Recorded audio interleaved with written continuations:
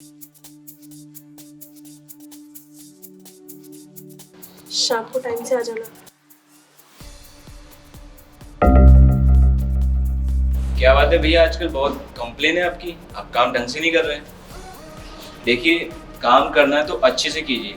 आपकी प्रेस में ना बिल्कुल भी मजा नहीं आ रहा है, कपड़े वैसे ही रहते हैं सुखड़े हुए। अगर आगे से ऐसा हुआ ना तो ना तो मैं काम दूंगा आपको और ना ही पैसे, समझे आप।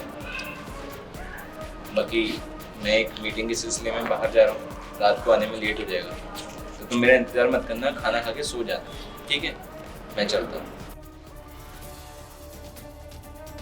अब खड़े क्या हो बाहर, जल्दी अंदर आओ।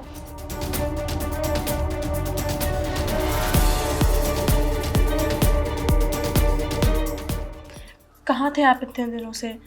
आपको मेरी याद नहीं आई? वो मुझे कुछ ज़रूरी काम था, उसके वजह से मैं नहीं आ पाया तुमसे मिलने। वैसे आपने खाना खाया? और मैं आपकी चुप्पी बता रही है आपने सुबह से कुछ नहीं खाया। आप कुछ खाएंगे? हाँ। ठीक है, तो मैं आपका फेवरेट पालक पनीर बना के लाती हूँ। हाँ ठीक। इस टाइम पे कौन आ गया? कहीं तुम्हारा पति तो नहीं आ गया? पता नहीं। एक काम करो, तुम वॉशरूम में जाके छुप जाओ, तब तक मैं देख के आती हूँ कौन है। लेकिन वो तो काम से गया था ना। पता नहीं कैसे आ गए, लेकिन तुम वॉशरूम में जाओ, मैं देख के आती हूँ। ठीक।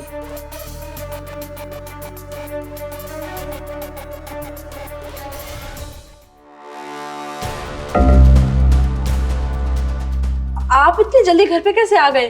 अरे तुम इतना शॉक क्यों हो रही हो मुझे देख के?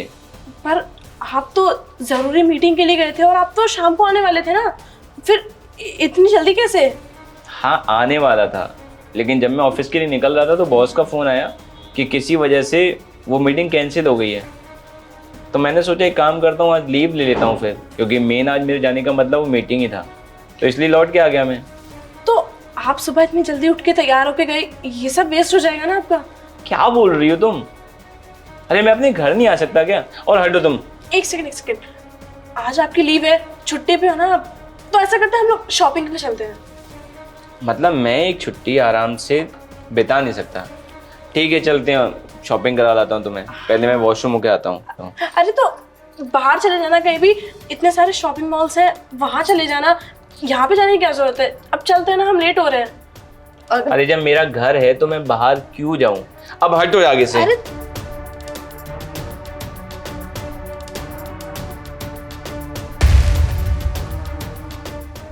तुम यहाँ क्या कर रहे हो?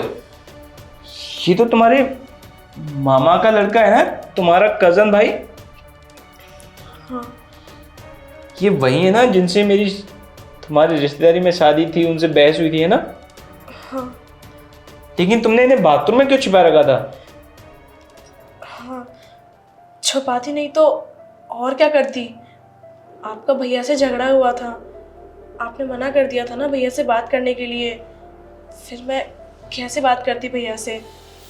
आपको पता भी है इस टाइम पे भैया की क्या सिचुएशन है, किस तरीके से भैया अपना सरवाइव कर रहे हैं। क्यों, क्या हुआ इनके साथ? भैया के पास इस टाइम पे कोई जॉब नहीं है और इनसे बड़े वाले भैया की वाइफ ने इन्हें घर से बाहर निकाल दिया, सारी प्रॉपर्टी भी अपने नाम कर ली है। भैया के पास इस टाइम पे कुछ भी नहीं है, यहाँ तक कि खाने के भी पैसे नहीं है भैया के पास।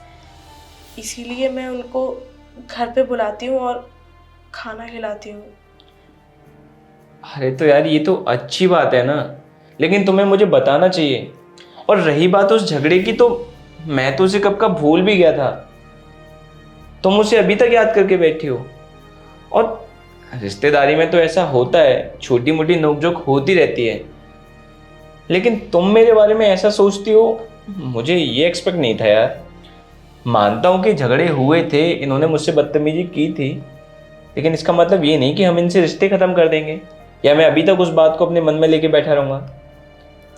हो गया तो हो गया। और रही बात आपकी भैया, तो जब तक आपकी जॉब नहीं लग जाती तब तक आप हमारे घर में रहिए, अपना घर समझ के, और आपको ऐसे छुप के आने की कोई ज़रूरत नहीं है। भैया का ध्यान रखना, और आगे से प्लीज़ इतना तो ट्रस्ट करना मेरे ऊपर। जो तुम्हारे रिश्तेदार हैं वो मेरे रिश्तेदार हैं, ठीक है? बाकी मैं भी आपसे माफ़ी मांगना चाहता हूँ उस दिन जो बदतमीजी की थी उसके लिए। अरे कोई बात नहीं, रिश्तेदारी में इतनी नोकझोंक तो होती रहती है। बाकी अब तुम खाना खिला दोगी हमें, मेरे लिए और अपने भाई के लिए खाना लगा दो, हम लोग साथ में खा लेते हैं। ठीक है, आप लोग बैठिए, मैं खाना लगाती हूँ। हाँ ठीक है, आइए।